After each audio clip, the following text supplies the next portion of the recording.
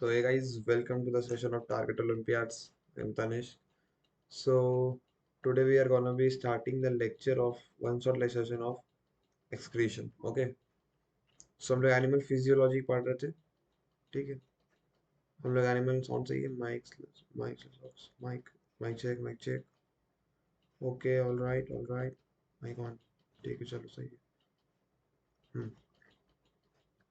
So we are studying animal physiology and animal physiology में हम लोग डाइजेशन एंड अब्जॉर्प्शन को खत्म कर चुके हैं. हमने रेस्पिरेशन को किया था. रेस्पिरेशन में हम लोग क्वेश्चन नहीं किए थे. मैं कभी क्वेश्चंस ले आऊंगा. चलो एक क्वेश्चन का सीरीज ले आऊंगा. रेस्पिरेशन का क्वेश्चन का अलग लेक्चर आने वाला है कुछ ही दिन में. But today is the lecture of one shot lecture of excretion. Okay. And यहाँ पर हम लोग की लेक्चर में मैंने आपको जैसा कि मैंने प्रिपेयर कर रहा हूँ, तो यहाँ पर आपको हेडिंग में लिख ही दिया होगा टाइटल में कि 3D लेक्चर होने वाला है. तो कैसे होने वाला आपको पता चल जाएगा. फिलहाल स्टार्ट करते हैं लेक्चर को बिना किसी देरी के. तो देखो, एक्सक्रीशन चैप्टर क्या होता है. पहला बात, एक्सक्रीशन चैप्टर वर्ड क्या कहना चाहता है. सो एक्सक्रीशन चैप्टर होता क्या समझो पहले नाम से. एक्सक्रीशन और इजेशन, इस दोनों वर्ड में, इस दोनों टर्म्स में बहुत लोगों को कंफ्यूजन रहता है. एक्सक्रीशन एक क्या प्रोसेस है. The removing the of removal of what. The removal of urea. अभी मैं डिटेल में नहीं जा रहा. मैं क्लियरली पहले बोलता हूँ. The removal of urea, uric acid. Urea is known as excretion. So excretion जैसे हो गया पी, और इजेशन हो गया पू. तो आप लोग अब क्लियरली समझ आ गया होगा इजेशन और एक्सक्रीशन में डिफरेंस क्या चीज का है. तो ये दोनों अलग टर्म है, दोनों को जोड़ना नहीं है. ठीक है. एक्सक्रीशन हम इस चैप्टर में पढ़ेंगे क्या, पहले वो बात करते हैं. सो इस चैप्टर में हम लोग पढ़ेंगे कि एक्सक्रीशन जो होता है उसमें क्या, जो सब्सटेंस निकलता है उसका कंसंट्रेशन कैसा होता है. तो उसके कंसंट्रेशन के बेसिस में हम उसे 3 भाग में डिवाइड करेंगे. फिर उसमें वो कौन कौन सा एनिमल वो तीनों को फॉलो करते हैं वो सब पढ़ेंगे. फिर उसके बाद हम ह्यूमन बॉडी के डिफरेंट एक्सक्रीटरी पार्ट के बारे में पढ़ेंगे in three D. Here the surprise bro. In 3D. So start करते हैं पहले चैप्टर को. ओके. सो एक्सक्रीशन में हमारा 3 टाइप्स के एनिमल होते हैं. ऑन द बेसिस ऑफ, मैं यहाँ पे लिख देता हूँ. On the basis of, on the basis of what, on the basis of the concentration. फिर से पहली गलती. So excretion on the basis of the concentration of the excretory product, it is of 3 type. It is ammoniotelic, it is ureotelic, and it is uricoteric. Okay. So देखो, waste 3 तरह से निकलता है. एक NH3, एक यूरिया, एक uric acid. NH3 में क्या होता है, वो बहुत ज्यादा कंसेंट्रेशन रहता है. देखो, वाटर, उल्टा लिख दिया है, उल्टा लिख दिया है. अमोनिया, अमोनिया में वाटर का कंटेंट बहुत कम रहता है. मतलब टू, मैंने जब पूरा उल्टा लिख दिया है. टू लेस, मॉडरेट, और ये टू मच, मैंने उल्टा लिख दिया. देखो, अमोनिटेलिक एनिमल में पानी का कंटेंट बहुत, रुको रुको, सही तो लिखा था.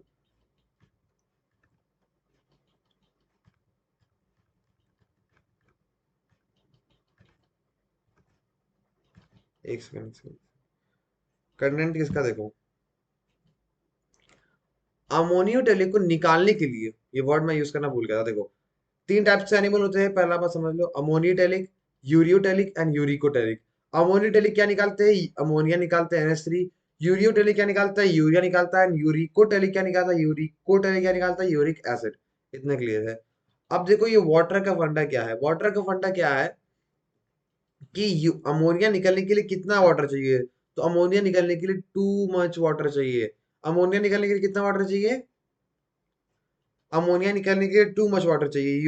यूरिक एसिड निकलने के लिए कितना वाटर चाहिए, यूरिक एसिड निकलने के लिए बहुत कम वाटर में यूरिक एसिड निकल जाएगा.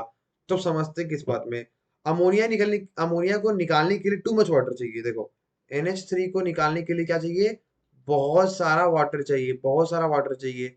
तो ये बहुत सारा वाटर किसके पास होगा, ये बहुत सारा वाटर होगा मरीन, मरीन एनिमल्स के पास. ये बहुत सारा वाटर किसके पास होगा, ये बहुत सारा वाटर होगा मरीन एनिमल के पास. तो मरीन एनिमल्स क्या होगा, फिशेस एंड, समझते हो आप लोग. आगे बात करते हैं, मैं मॉडरेट के बारे में बात करूंगा, पहले हम लोग लास्ट वाले की बात करते हैं, यूरिकोटेलिक। यूरिकोटेलिक क्या हुआ भाई? यूरिकोटेलिक क्या हुआ? Uric acid. यूरिक एसिड सिर्फ से पेस्ट पिपेट सबके फॉर्म में रहता है, पेस्ट के फॉर्म में रहता है। तो पेस्ट के फॉर्म में कौन करता है आपको पता ही है? Bird. Bird. Bird, insect and reptile. देखो, बर्ड का छोटा सा मुंह है, उड़ते रहता है, कितना पानी पिएगा? कितना पानी पिएगा? हल्का सा पानी पिएगा, लेस अमाउंट, लेस वाटर। अगर वो कम पानी पिएगा तो कितना, क्या करेगा भाई? सब निकाल ही देगा। तो इसलिए वो कम पानी निकालता है। यूरिकोटेलिक हम लोग हुए, हम लोग मॉडरेट है। हमारे पास भी बॉडी में NH3 ही होता है। देखो, हमारे बॉडी में भी NH3 ही बनता है, but in liver, but in liver, हमारे बॉडी में, लिवर में क्या होता है? एक प्रोसेस होता है डियामिनेशन, मैं उसमें भी नहीं आता जाता हूँ, मत बस इतना समझ लो। लिवर में NH3 से यूरिया का कन्वर्जन होता है, NH3 से यूरिया का कन्वर्जन होता है लिवर में, एंड यही होता है यूरियोटेलिक। ठीक है। सो ये हो गया हमारा किडनी, फंक्शन इसका करता है। यहाँ पर आपका मॉइस्ट स्किन है। देखो, ये ह्यूमन हो गया, टेरेस्ट्रियल एनिमल्स एंड एम्फीबियंस। अब डायरेक्टली अब डायरेक्टली हम लोग ह्यूमन एक्सक्रीटरी सिस्टम में आते हैं, कुछ बातें करते हैं ह्यूमन एक्सक्रीटरी सिस्टम की और हमारे किडनी की। उसके बाद हम लोग बात करेंगे आगे की, और उसमें आपको 3D में बात होगी। तो ठीक है, देखो।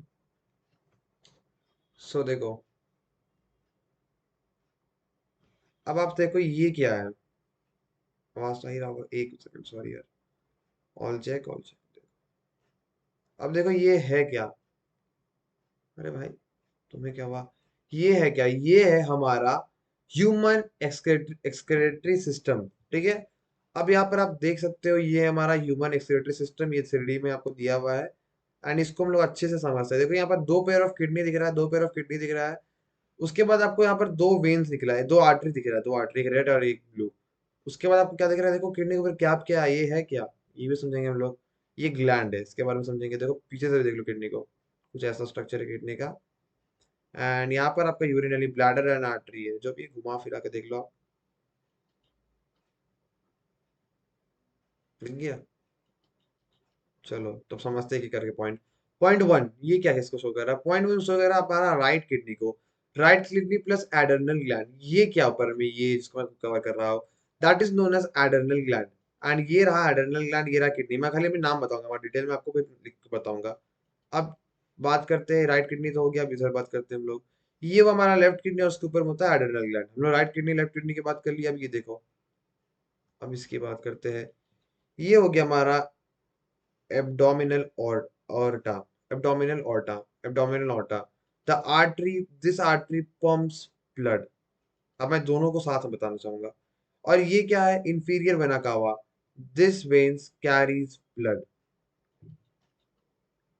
अब ये मैं आपको इसके मैं ज्यादातर आर्टरी और ब्लड, आर्टरी में नहीं जाऊंगा डिटेल में, क्योंकि ये चैप्टर हमारा हार्ट का आ गया, सर्कुलेशन का, तो मैं आपको बताया था।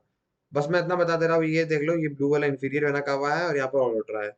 मतलब आपको बस इतना याद रखना है, जो किडनी है उसमें दो आर्टरी आते हैं, एक ओर्टा का या अरोटा का। अरोटा का एक आता है आर्टरी, रेड कलर का, रेड कलर तो बहुत ही बोलो, अरोटा का आता है, और एक हमारा इंफीरियर वेना कावा का आता है। हमेशा का सुपीरियर वेना कावा का ऊपर जाता है, इंफीरियर वेना कावा का नीचे आता है, क्योंकि नाम ही इंफीरियर है। अब किसको देखना है हमें? देख लो यार, आप बहुत अच्छा 3D है। अंदर का भी दिखा देता, देखो, ये हमने देख लिया। अब हम देखेंगे हमारे नेक्स्ट पार्ट को, bladder. The two tubes attach to the bladder is known as the ureter. हाँ देखो, ये क्या है? ये दोनों जो ट्यूब है, जो ब्लैडर से अटैच किया हुआ है, ये लोग को बोलते हैं यूरेटर। जो यूरिन बनता है किडनी से पहले, यूरेटर से पास होके ब्लैडर में आता है, ये this is known as a bladder. Okay, and ureter to the bladder, हमारे ब्लैडर आ गया। एंड देन हो गया, यही सब हमारा पार्ट था। तुमने हमारा ह्यूमन एक्सक्रीटर सिस्टम का मेन पार्ट दे समझ लिया। एंड ये एड्रेनल ग्लैंड के बारे में मैं बात करूंगा। तो आगे बढ़ते हैं चैप्टर में। सो ये यहाँ पर यही दिया हुआ, अगर आपको मैं ऐसे दिखाता तो आपको अच्छा नहीं लगता, और उससे दिखाता तो आपको अच्छा लगा। अब मैं बात करूंगा पहले ह्यूमन किडनी की, एक ही साथ बात करते थे दोनों की। ह्यूमन किडनी की लोग शो नहीं करते सब, बट कोई नहीं। आप भी जान जाओ, आप भी देख लो, खुद से पढ़ लो, तो क्या मेरा प्रॉब्लम है। ऐसे ही बड़े यूट्यूबर्स छुपा देते हैं। सो अब ये देखो ह्यूमन किडनी, ये हमारा ह्यूमन किडनी का डाइसेक्शन। एंड आप देख सकते हो इतना अच्छा तरह से बनाया गया है 3D मॉडल को। दिख गया, ये है ह्यूमन किडनी, आगे से देख लो।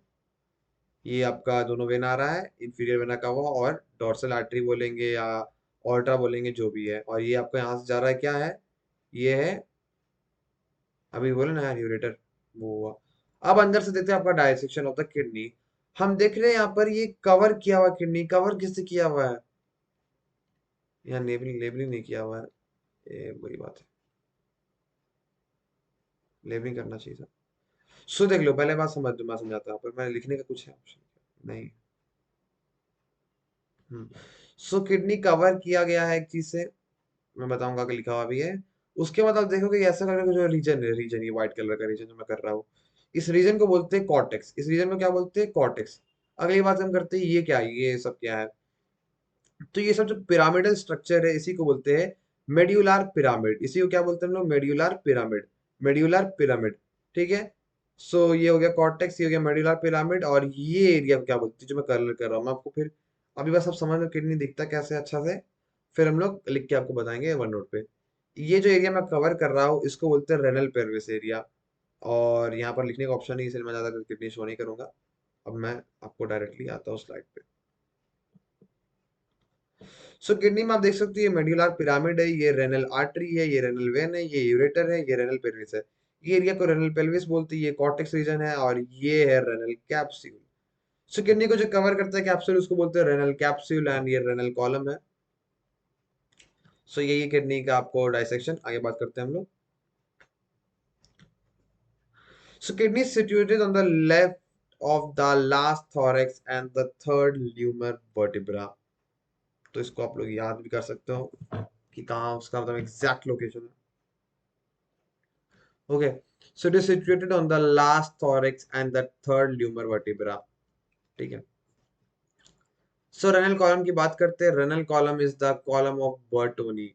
Renal column is known as the column of Bertini. अब हम लोग नेफ्रॉन की बात करते हैं, डायरेक्टली आ रहे हैं हम लोग, मतलब स्पीड में बढ़ रहे हैं आगे, और नेफ्रॉन की बात करते हैं। सब देखो ये क्या है, नेफ्रॉन क्या है, पहले मैं वर्ड समझाता हूँ।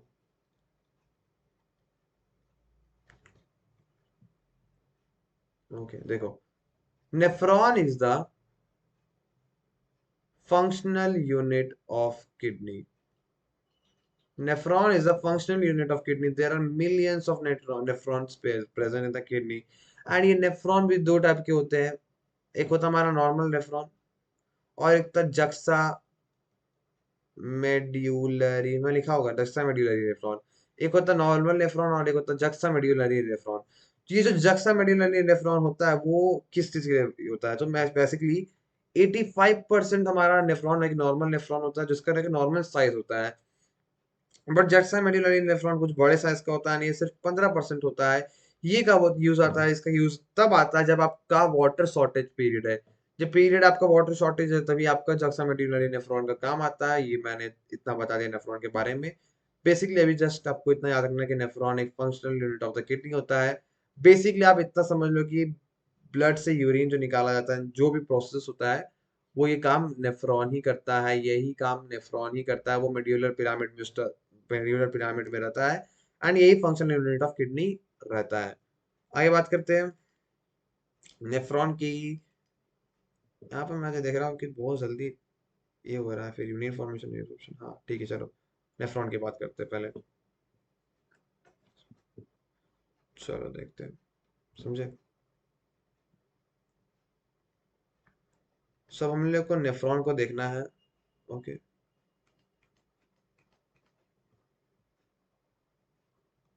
मैं वीडियो पॉज कर लेता हूँ। सो हम लोग किसकी बात कर रहे थे, हम लोग नेफ्रॉन की बात कर रहे थे। सो ये रहा हमारा नेफ्रॉन। सो ये देख सकते हो, नेफ्रॉन कुछ इस तरह का दिखता नहीं, यही हमारा functional unit of the kidney है। सो देख सकते हो नेफ्रॉन हमारा इस तरह का दिखता है, this is the functional unit of kidney.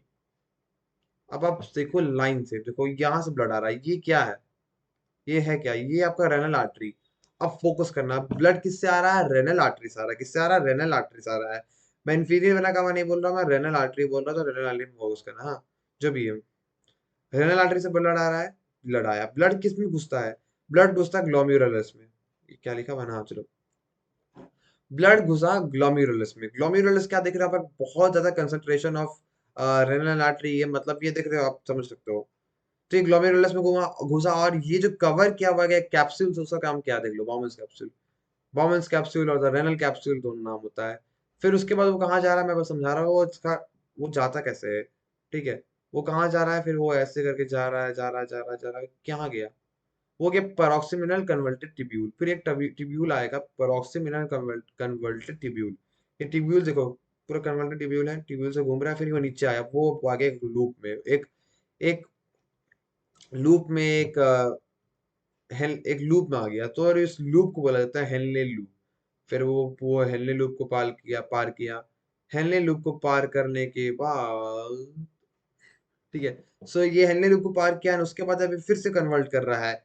So ये था पेरोक्सिमिनल कन्वर्टेड ट्यूब्यूल, और ये था डिस्टल कन्वर्टेड ट्यूब्यूल, तुम्हारा लिखा हुआ भी होगा, डिस्टल कन्वर्टेड ट्यूब्यूल। उसके बाद अब यहाँ पर डक्ट अब एक ही जगह जमता है, this is known as the collecting duct. और ये क्या, मैं अभी बताता हूँ, ये हमारा भाई renal vein, renal artery, renal vein. So आप देख सकते हो नेफ्रॉन का, आपको मैंने पूरी तरह से डायसेक्शन से अच्छे से आपको 3D में बता दिया कि नेफ्रॉन है, दिखता कैसा है, नेफ्रॉन है क्या। तो समझ आ गया होगा नेफ्रॉन, ठीक है। $29 काम हो गया सही भाई। चलो, सो ये रहा नेफ्रॉन का स्ट्रक्चर, और आपको नेफ्रॉन का स्ट्रक्चर समझ आ गया होगा अच्छे से, क्लियर हो गया।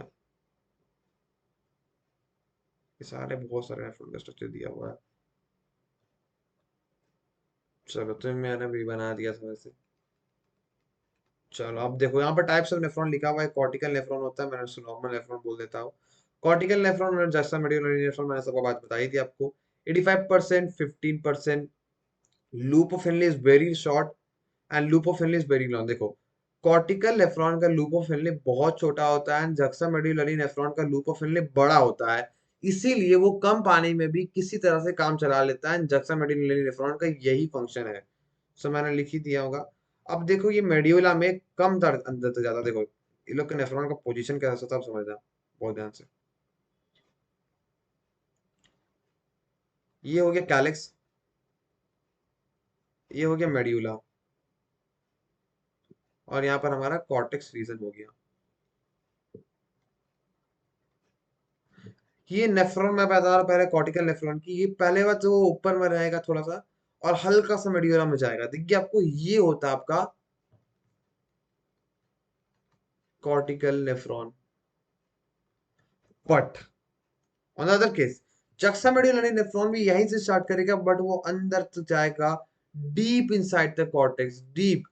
ओके, सो इसमें हम लोग एम जे जो भी है, वो जाता है deep inside the cortex. Okay, ये डिफरेंस है दोनों में। So nephron is present on the renal cortex, and जो भी है पढ़ लिया, आप समझ गए। अब हम लोग यूरिन फॉर्मेशन की बात करेंगे, जो हमारा बहुत बेसिक और मेन टॉपिक आता है, यूरिन फॉर्मेशन। सो यूरिन फॉर्मेशन में आपको दिख रहा है, तीन चीज होगा, ultra filtration, reabsorption and secretion. Ultra filtration, reabsorption and secretion, ठीक है। एक करके बात करते हैं अल्ट्रा फिल्ट्रेशन की। अल्ट्रा फिल्ट्रेशन होता कहाँ पर है, वो क्या होता है और कैसे होता है, सब बात समझते हैं। सो 1000 से 1200 ml of blood is filtered by the kidney per minute. 1/5 of the blood is pumped out to the ventricles, and ये सब बात जो भी पढ़ लेना। अब देखो, हम लोग अल्ट्रा फिल्ट्रेशन में बेसिक आते हैं। अब हम लोग बॉमेंस कैप्सूल एंड जो भी उसके बात करेंगे। देखते हैं यार, बॉमेंस कैप्सूल होगा, छोड़,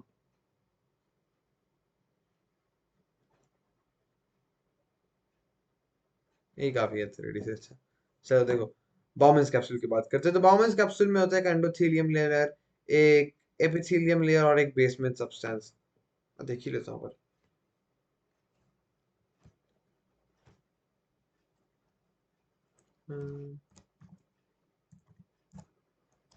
बॉमिन नहीं है।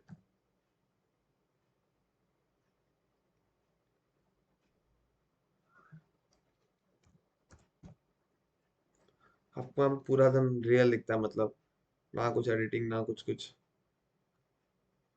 जस्ट जो मिला डाल दिया। और छोड़ दो, मैं बता दूंगा, इंटरनेट पे करने से फिर कॉपीराइट लग जाता है चैनल पे। सो देखो, 3 लेयर होता है अल्ट्रा फिल्टरेशन के लिए। एक एंडोथीसियम होता है ग्लोमेरुलर ब्लड, एक एपिथेलियम और एक बेसमेंट सब्सटेंस। समझ गए? 3 लेयर होता है, basement substances, endothecium and the epithelium. Epithelium, endothecium and the basement substances. ये जो epithelium of the Bowman's capsule होता है उसको पोडोसाइट्स भी बोलते हैं, पोडोसाइट्स भी बोलते हैं। समझ गए? अब देखो क्या होता है। ये जो पोडोसाइट से कुछ इस तरह से प्रेजेंट रहता है, यहाँ पर फिल्टरेशन स्लिट्स होता है। एंड ये जो खाली जगह हुआ, ये जो खाली जगह हुआ, ये इस खाली जगह को बोलते हैं फिल्टरेशन स्लिट्स और द स्लिट्स पोर। अब यहाँ से फिल्टरेशन होता है, except protein all the things is filtered, except protein all the things are filtered, and this rate of the filtration is known as GFR. Sorry, this rate is known as GFR, that is the glomerular filtration rate, that is the glomerular filtration rate. आगे बात करते हैं regulation की। सो 3 बात देखो, 3 layer होता है, एक होता है उसका अपना लेयर, अपना एपिथेलियम का लेयर। एपिथेलियम का लेयर है पोडोसाइट्स होता है ताकि फिल्ट्रेशन हो पाए। उसके बाद एंडोथीसियम, देखो एपिथेलियम, फिर होगा उसका अंदर का लेयर एंडोथीसियम, फिर होगा basement substances. Epithelium, endothecium and the basement substances. And GFR होता है ग्लोमेरुलर फिल्टरेशन रेट। ओके, आगे बात करते हैं रेगुलेशन की। Effective filtration pressure, glomerular blood hydrostatic pressure 60 mm of Hg होता है, pressure of the effective tubule. So glomerular filtration rate 60 mm of Hg। अब देखो ये 3 रेट के बारे में हम लोग पढ़ने वाले हैं। Glomerular filtration rate, blood colloidal osmotic pressure and capsule hydrostatic pressure. देखो कि अगर ये ब्लड है, ये ग्लोमेरुलस में आ रहा है, ये ब्लड ग्लोमेरुलस में आ रहा है, तो ये आने का आएगा तो एक प्रेशर से आएगा, आएगा तो एक प्रेशर से आएगा। ठीक है, पी नॉट, वो प्रेशर से आएगा पी नॉट, बट वो जाएगा तो पी डैश से जाएगा, and P not is always greater greater than P dash. हमें फिजिक्स में आ गया या बायोलॉजी में जो भी है, वो मतलब मेरा बात कहने का ये है कि जिस प्रेशर से आएगा उस प्रेशर से कम प्रेशर में जाएगा। मतलब जो प्रेशर से आएगा उसका प्रेशर कम हो जाएगा, एंड क्यों होगा, यहाँ पर बहुत सारे उसे रेजिस्टेंस आएंगे। और वो रेजिस्टेंस क्या है, वो रेजिस्टेंस ये दोनों है। वो रेजिस्टेंस क्या है, ब्लड कोलॉइडल ऑस्मोटिक प्रेशर और capsule hydrostatic pressure. Blood colloidal osmotic pressure होता है कैप्सूल हाइड्रोस्टैटिक प्रेशर। ये ब्लड कोलॉइडल ऑस्मोटिक प्रेशर क्या है? सो ये ब्लड कोलॉइडल ऑस्मोटिक प्रेशर है the pressure of the glomerular capillaries. ये जो कैपिलरीज है वो भी प्रेशर राइज करता है, जो भी है वो है blood colloidal osmotic pressure. And the capsule hydrostatic pressure क्या है, present in the bombing capsule. तो यहाँ पर आप 2 स्ट्रक्चर देख सकते हो। यहाँ पर एक ग्लोमेरुलस हो गया, एक बॉम्बिंग कैप्सूल हो गया। तो ये जो प्रेशर लगा दिया वो हो गया blood colloidal osmotic pressure, colloidal.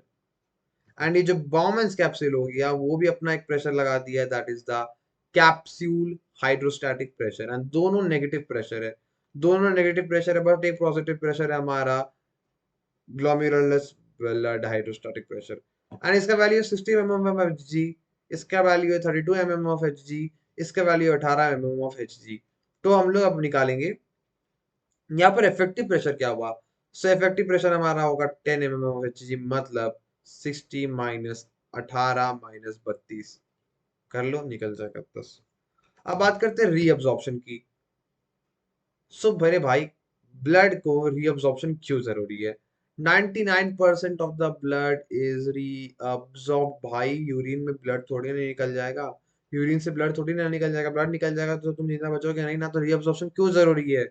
Reabsorption इसीलिए जरूरी है क्योंकि ब्लड यूरिन से ना निकल जाए, इसीलिए 99% of the blood are reabsorbed. Okay, अगला बात करते हैं। यहाँ पर एक और पॉइंट है, लॉस ऑफ वाटर।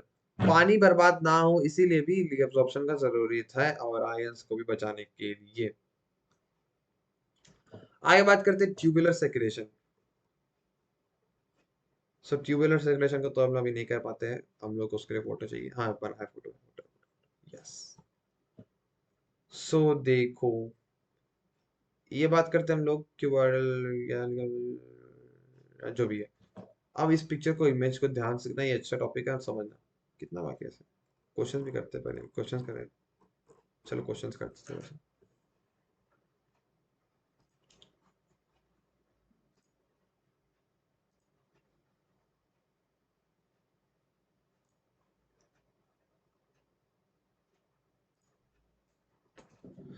तो एस्केलेटिंग इन द प्रोडक्ट, जो भी है, इस तरह से क्वेश्चन है, पढ़ सकते हो आप। चलो, सो देख लो। Select the option which correct match, किसका क्या है और ये क्या है, देख लो, बनाओ पहला क्वेश्चन। वैसे वीडियो है तो मैं आप पॉज कर लेना, मैं बता देता हूँ। 3 2 1 बना ही लेंगे। तो देखो, पीकॉक से मैं ऊपर से बात करें, हाउस फ्लाई। हाउस फ्लाई क्या है? एक इंसेक्ट है, एक आर्थ्रोपोडा है। हाउस फ्लाई क्या है? एक इंसेक्ट है। वो क्या निकालेगा? यूरिक एसिड निकालेगा। फिर पूल कह रहा है करंट बताना है, वो क्या बताना है? करंट बताना है। सो ये यूरिक एसिड निकालेगा। यूरिक एसिड किससे निकालेगा? रेनल ट्यूब्यूल से। मान लेते, सही है, मान लेते। रोहू। रोहू क्या है? एक फिश है, और ये क्या निकालेगा? अमोनिया निकालेगा। सही है, करेक्ट। मतलब मैं अभी खाली इसको बात कर रहा हूँ, इससे बात कर, मैं इससे बात नहीं कर देख रहा हूँ अभी। सैलमेंडर क्या है? वो भी एक फिश है, वो यूरिया निकालेगा। आई थिंक सो, ये गलत है। सैलमेंडर एक फिश है, नहीं यूरिया कैसे निकालेगा? तो इसका आंसर भी सी दिया हुआ है। वन का सी ही है। सैलमेंडर ही आंसर इसका है।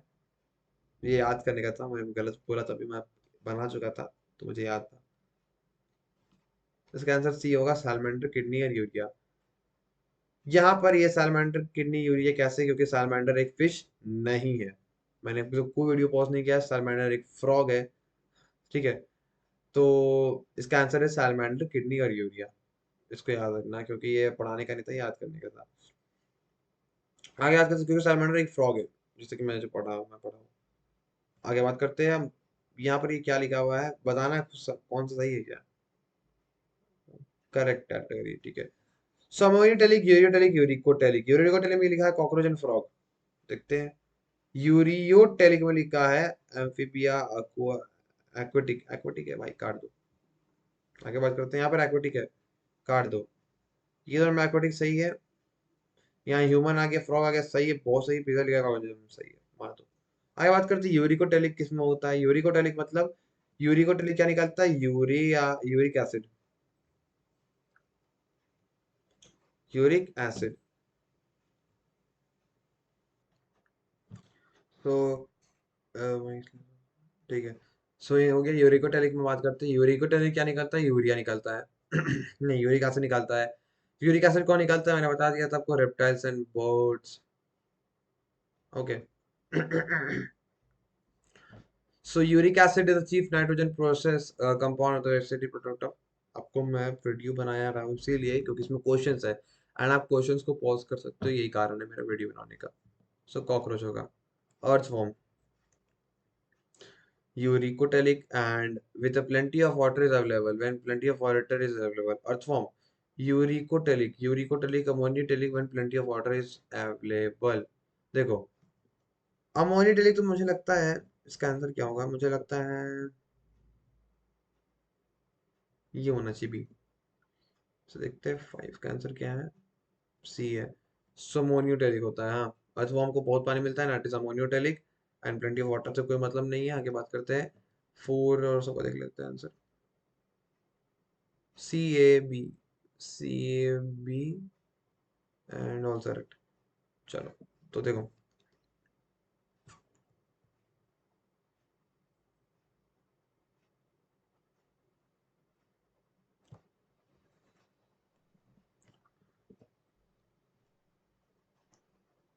सही है ना हमारी? हाँ, चलो सही है।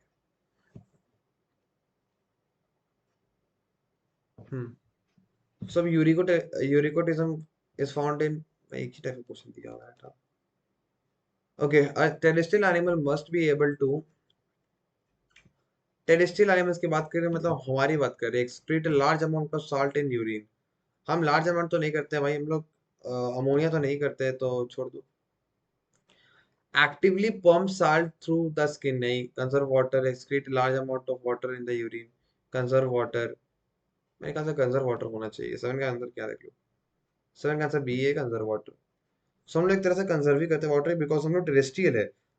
अगर हम एक्वेटिक होते तो हम लोग खूब पानी लेते हैं, जो भी आप समझ सकते हो। In Hydra, waste material of the food digested and nitrogenous waste are removed from. So यहाँ पर हाइड्रा का क्या है फंक्शन? So यहाँ पर मुझे यहाँ पर टेंटिकल्स होना चाहिए बी, 8 का ए होगा। सो हाइड्रा में जो फूड आता है और जाता है किससे होता है? ये done by mouth and the body wall. तुम जो क्वेश्चन गलत करते हो उसे हम लिख देंगे। सो हाइड्रा में जो फूड आता है और जाता है is done by digestion and the removal is done by mouth and the body wall. So देखो, हम लोग इसको एक अलग से कॉलम बना के लिख लेते हैं।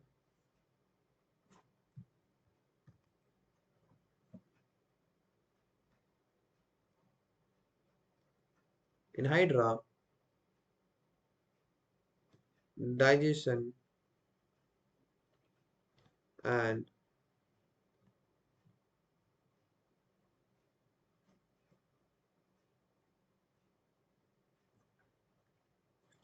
ठीक है चलो, ए जी एस टी एक्सक्रीशन लिखा था यार, देखो excretion is done by, so is done by wall of the hydra and what, and mouth and cell wall, ठीक है। so in hydra the digestion is done and the excretion is done by the mouth and the cell wall। आगे हम बात करते हैं, question ही में बात करते हैं, चलो सभी करते हैं। so which of the following is a matching pair saliva tasting food? नहीं। sebum sex attraction, sweat, thermoregulation and tear excretion of salt। so 9 का आंसर है B, sweat is thermoregulation. Sweat से आपका थर्मोरेगुलेशन होता है, मतलब कि अगर आपको गर्मी लग रही, समझना हाँ। एक भी अच्छा, अगर ये सबको पता ही होगा, वैसे बता ही देते हैं ये आपको, हाँ। सो आपको अगर लग रही है गर्मी, आपको लग रही है गर्मी, तो आपसे क्या आएगा? पसीना, आपसे आएगा स्वेट। स्वेट आएगा, जब स्वेट सूखेगा तब वो पता है इवापोरेशन, इवापोरेशन से कूलिंग इफेक्ट होता है, कूलिंग इफेक्ट से आपको ठंडा लगेगा, एंड दस स्वेट इज फॉर थर्मोरेगुलेशन। आगे बात करते हैं। यहाँ पर आपको ऑर्निथिन साइकिल होना चाहिए, ऑर्निथिन साइकिल ये आंसर है, 10 का सी होगा, 10 का सी है। बट ऑर्निथिन साइकिल क्या है मैं आपको ये बताऊंगा बाद में। आगे बात करते हैं यहाँ पर। Solenocyte is the main secretory organs. तो ये जो सेक्रेटरी ऑर्गन का बात है मैंने आपको नहीं बताया है, उसका मैं आपको चार्ट दूंगा। ऑर्निथिन साइकिल की बात नहीं करते हैं अभी। एंड ये फिर से यूरिया कहाँ से निकलता है, ये सब कुछ चीजें हैं। अब ह्यूमन एक्सक्रीटरी सिस्टम में कुछ क्वेश्चन बताते हैं आपको। So presence of which of the following condition in the urine are inactive in diabetes mellitus? सो ये डायबिटीज मिलेटस है कि डिसऑर्डर क्वेश्चन तो मैं अभी नहीं बताऊंगा, क्योंकि डिसऑर्डर लोग पढ़े नहीं है। इस क्वेश्चन को करते हैं, सबको पता ही होगा वैसे तो, यही मैंने बताया आपको। कहाँ से क्या आएगा? चलो क्वेश्चन बताता हूँ और फिर बनाएंगे। ऐसा क्वेश्चन नहीं है, घूमते जा रहा है। ये देख लो एक बार, ये देख लो। यहाँ पर क्या बोलना चाह रहा है आपको? Select option which correctly, correct है, चलो करेक्ट बताना आपको, ये सही है। बी क्या है? फिर देखो, आपको मैं जूम में करूँ या ना करूँ, बी को छोड़ दो, पहले जो जूम किया हुआ देखते हैं यहाँ पर। यहाँ पर ये डी क्या है? हाँ डी क्या है, देखो D A cortex, D A cortex outer part of the kidney and do not contain any part of nephron. मैंने आपको बता दिया है, मैंने आपको बता दिया, नेफ्रॉन स्टार्ट होता है कॉर्टेक्स से, नेफ्रॉन स्टार्ट होता है कॉर्टेक्स से और खत्म होता है मेड्यूलर में। सो ये गलत दिया हुआ है, सी मेड्यूलर है, चलो मेड्यूलर है, मैं मान लिया। Medullary is zone of the kidney which contains complex nephron. सही, देखते हैं, मानते हैं भी। आगे बात करते हैं B. B is the funnel shape inner part of the helium directly connected to the loop of Henle। And ये लूप ऑफ हेनले से कनेक्टेड तो नहीं है, मुझे भी अच्छा से दिख भी नहीं रहा। I think A is adrenal gland located on the anterior part of the kidney secretes, D होगा आंसर। देखो 27 का आंसर डी है, आंसर होगा डी। ओके। सो यहाँ पर क्या होगा, मैं आपको एड्रेनल ग्लैंड के बारे में पढ़ाया नहीं था, लेकिन आपको मैंने ये बता दिया था एड्रेनल ग्लैंड है। सो एड्रेनल ग्लैंड क्या होता है? Interior part of the kidney में होता है, एंड ये सेक्रेट करता है कैटिकोलैमिनस, कैटिको कैटिको लैमिनस, लैमिनस, कैटिकोलैमिनस। एंड ये कैटिकोलैमिनस क्या करता है? सिम्युलेट करता है glycogen breakdown, simulates the glycogen breakdown. Okay, catecholamines, catecholamines. Glycogen breakdown, glycogen breakdown, glycogen breakdown, catecho catecholamines glycogen breakdown. तो आपको याद भी हो गया, मेरे साथ याद कर लिए होंगे, मुझे याद है तो मैं भी यहाँ याद कर लिया। सो देखो, क्वेश्चंस करते हुए कुछ, ये क्वेश्चंस का सेशन इसमें मैं ले आया हूँ, इसलिए फिर मैं थ्योरी कर लेंगे। Okay, the maximum amount of electrolyte. Okay, देखो, the maximum amount of electrolyte, ये भी मैंने नहीं बताया इलेक्ट्रोलाइट कैसे होता है, ग्लोमेरुलर, ये बता दिए चलो। सो fall of the glomerular filter rate activates, ये भी नहीं बता। अब चलो क्वेश्चन बताते हैं कुछ, तब फिर हम आएंगे। कितना क्वेश्चन इसके बाद, ये सब है, ये सब है, अरे बाप रे। क्वेश्चंस करेंगे बाद में, अब थोड़ा थ्योरी पढ़ते हैं।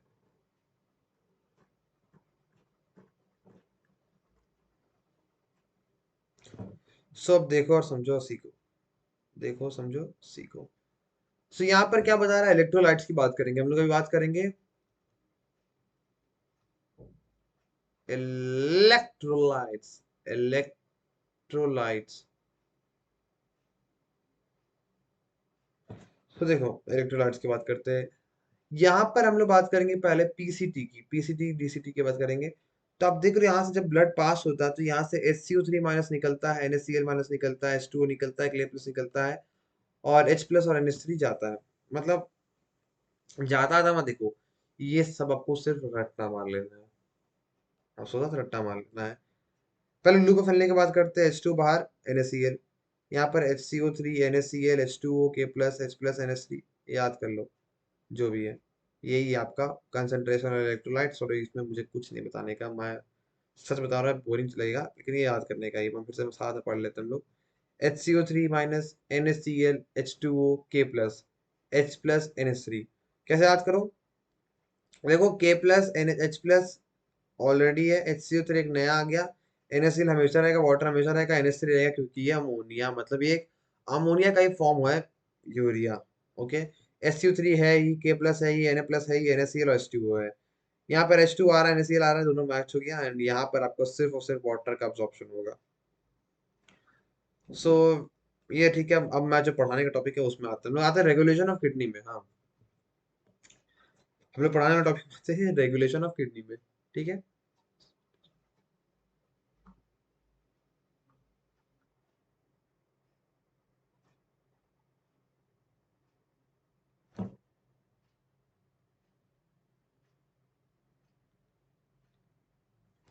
ठीक है, देख लो। अब बात करते हैं रेगुलेशन ऑफ किडनी में, यहाँ पे होता है anti diuretic hormone. Anti diuretic hormone क्या होता है, एंटी ड्यूरेटिक हार्मोन्स होता है आपका ऑस्मो रिसेप्टर्स। सडन, देखो, अभी हमारा टॉपिक बच क्या रह गया, देखो थोड़ा सा स्ट्रैटेजी देख लेते हैं। अभी हमारा बात हो गया, देखो, जो यूरिन का फॉर्मेशन होता है उस पर तीन प्रोसेस होता है, एक अल्ट्रा फिल्टरेशन हो गया, एक रीअब्जॉर्प्शन हो गया, और एक होता है रेगुलेशन। ठीक है, तो हम लोगों को रेगुलेशन में बाकी रह गया, ये दोनों हो गया है, रेगुलेशन बाकी रह गया है, रेगुलेशन में कर लेंगे, फिर उसके बाद क्या रहेगा, उसके बाद डिसऑर्डर। तो मैं डिसऑर्डर को तो हम 2 मिनट देख लेते हैं, फिर रेगुलेशन देखते हैं। हाँ, डिसऑर्डर ऑफ द किडनी, ठीक है। तो यूरेमिया, यूरेमिया क्या होता है, accumulation of the blood. Uraemia क्या होता है, accumulation of the blood, haemodialysis करवाना पड़ता है, anticoagulant is used as heparin. अब ये हेमियोडायलिसिस को मुझे अच्छे से बताना पड़ेगा कभी, एंड ये वन शॉट नहीं होने वाला है, ये लेक्चर 1 और लेक्चर 2 करके होगा। हम्म। सो मैं, क्योंकि मैं क्वेश्चन करवा रहा हूँ इसलिए मुझे टाइम लगता है, एंड कुछ तो छूट ही जाता है। सो डिसऑर्डर में बात करता हूँ मैं, पहला डिसऑर्डर हमारा यूरेमिया। एंड यूरेमिया में क्या होता है, आपका एक्यूमुलेशन ऑफ द ब्लड होता है। यूरेमिया में क्या होता है, एक्यूमुलेशन ऑफ द ब्लड हो जाता है, ब्लड एक्यूमुलेट करने लगता है, ब्लड एक्यूमुलेट करने लगता है। इसके कारण एक एंटी कोगुलेंट एजेंट का यूज किया जाता है, जिसका नाम है हेपारिन, और यहाँ पर हेमोडायलिसिस इज द सॉल्यूशन। अगला डिसऑर्डर किडनी ट्रांसप्लांट, अगर किडनी कोई खराब हो गया तो मैं दूसरे का एक डोनर किडनी लेके उसमें डालना पड़ेगा, and that is the kidney transplant. अगला है रेनल कैल, अगर है रेनल कैलक्यूलाई। सो रेनल कैलक्यूलाई सबको समझना होगा, रेनल कैलक्यूलाई, कैलक्यूलाई भाई, स्टोन, स्टोन, यहाँ पर हो रहा है किडनी के अंदर स्टोन का formation, that is the renal calculi. So यहाँ पर क्या आप, कैसे होगा, अगर आप बहुत ज्यादा मिल्क पियोगे तो, बहुत ज्यादा मिल्क नहीं पीना चाहिए, इससे रेनल कैलक्यूलाई के चांसेस है। इंजेक्शन, बहुत कम पानी भी नहीं पीना चाहिए डिहाइड्रेशन से। And uric acid formation in excess. तो बेसिकली आपको कंट्रोल में क्या है, ज्यादा दूध नहीं पीना है, और डिहाइड्रेशन तो कम पानी भी नहीं पीना है, और यूरिक एसिड फॉर्मेशन से वो हो जाता है, एंड ये स्टोन फॉर्मेशन किडनी को बोलते हैं रेनल कैलक्यूलाई। आगे बात करते हैं ग्लोम्युरोनेफ्रिटिस। ग्लोम्युरोनेफ्रिटिस इन्फ्लेमेशन इन द ग्लोम्युर नेफ्रिटिस जो वर्ड आता है ना, सब इन्फ्लेमेशन के लिए होता है। And glomerulonephritis mean inflammation in the glomerular. अब ग्लोम्युरल में इन्फ्लेमेशन क्या होता है, जैसे कि ये कि नेफ्रॉन हुआ।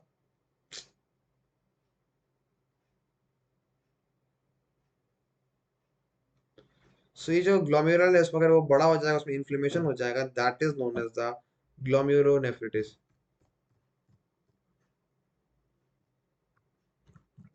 ओके, सो ये तो आपका हो गया डिसऑर्डर क्लियर। अब बात करते हैं रेगुलेशन ऑफ द किडनी की। Antidiuretic hormone. So hormone feedback is done by hypothalamus जो हाइपोथैलेमस ऑफ द ब्रेन है, एंड जी जक्सा मेडुलरी apparatus और हार्ट है, ये हमारा रेगुलेशन ऑफ द किडनी के लिए सिग्नल्स को भेजता है, एंड वो सब हम लोग समझ गए।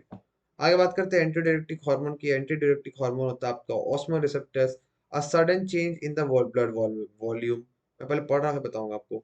Hypothalamus release antidiuretic hormone slash vasopressin.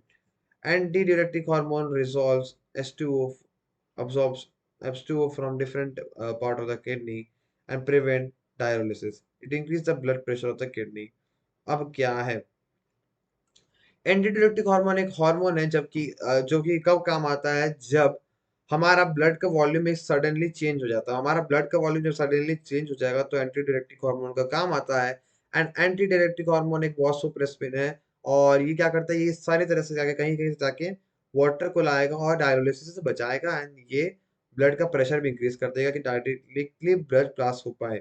मतलब बेसिकली फंक्शन क्या है कि अन नॉर्मल कंडीशन में आपको बचाएगा। और ये जैसे कि ये अगर ब्लड का सडन वॉल्यूम में उठाव या चढ़ाव आ जाए, तो ये काम करता है antidiuretic hormone, and that is comes under regulation of kidney.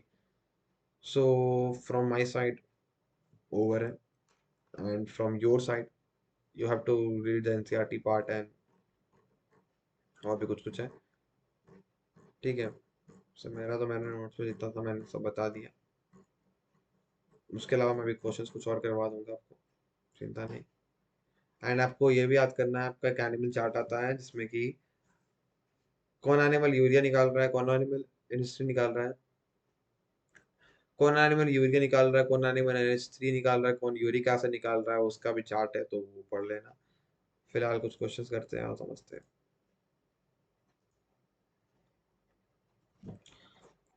सो हमारा पहला क्वेश्चन है, which of the following explains the correct part of the human nephron? Podocytes create minute spaces are slit for the filtration of the bloods. मैंने आपको बता ही दिया था कि तीन क्या था, तीन होता है वॉमन्स कैप्सूल में। एक होता है हमारा पोडोसाइट, एक होता है हमारा एंडोथीसियम, और एक होता है हमारा बेसमेंट सब्सटेंस। पोडोसाइट का होता है हमारा एपिथेलियम लेयर होता है, ये बात सही है। सो ओके, आंसर क्या था 32 का? ए है। आगे बात करते हैं, which of the following statement correctly with respect of the kidney. So ये आप बना लोगे सब। Ureter act as a urogenital duct in. Urogenital duct होता क्या है? कि जेनिटल है। जेनिटल मतलब क्या होता है? For sex and things like that, for reproduction. So so ये क्या है इसका आंसर होगा? देखो,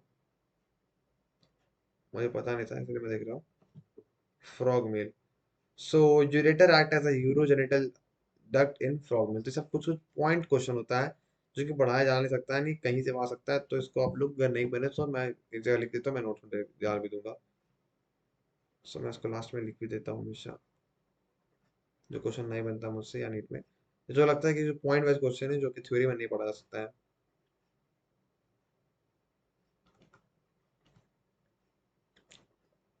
duct is present in male frog. भाई मेल ही में होता है, समझिए। So urogenital duct is present in the male frog. आगे बात करते हैं, which are the following statement regarded to the human excretory body is correct. Descending loop of Henle is impermeable to water. देखो यहाँ पर असेंडिंग लूप ऑफ हेनले होता है, descending loop of Henley बताना भूल गया हूँ. ये जो मैंने बताया था ना कि लूप ऑफ हेनले होता है, लूप ऑफ हेनले यहाँ पर जो स्टार्टिंग का होता है उसको बोलते हैं हम लोग ascending loop of Henle, and ये descending loop of Henle जो भी है उसको हटाओ. So आगे बढ़ते हैं, distal converted tubule is incapable for repurposing SCO3. यहाँ बताना है क्या, करेक्ट बताना है, ठीक है.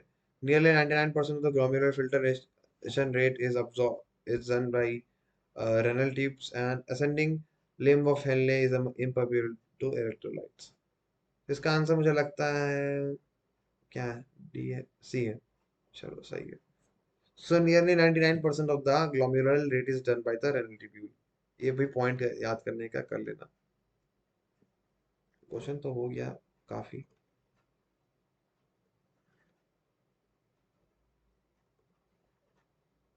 ये सब रेट आपको बता दिए थे मैंने. 60 32, 60 32 16.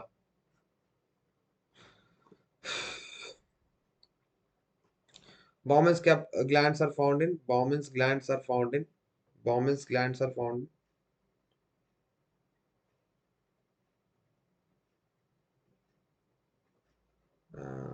ठीक है. मैं जहाँ उसको धीरे धीरे शो कर दे रहा हूँ कि आप खुद से बना पाओ. और आंसर भी देख लो एक बार, आंसर की भी. ये आंसर की वीडियो पॉज कर आप स्क्रीनशॉट ले लो. मिल गया होगा. क्वेश्चन के लिए एक अलग भी सेशन लाया जाएगा, कोई चिंता नहीं है. देखो बेसिकली मेरा वन शॉट में मैं कितना कराऊंगा. थ्योरी हो गया आपका, क्वेश्चन के अलग से सेशन आएगा, एंड ये सेशन में मैंने थ्योरी और क्वेश्चन दोनों कवर किया कि थोड़ा सा क्वेश्चन में आपका हो जाए. क्वेश्चन के अलग सेशन आएगा, एंड रेस्पिरेशन का भी क्वेश्चन बाकी है, तो रेस्पिरेशन का भी क्वेश्चन का सेशन आएगा. Till then thank you from my side, this is over, and चलो ठीक है, बाय.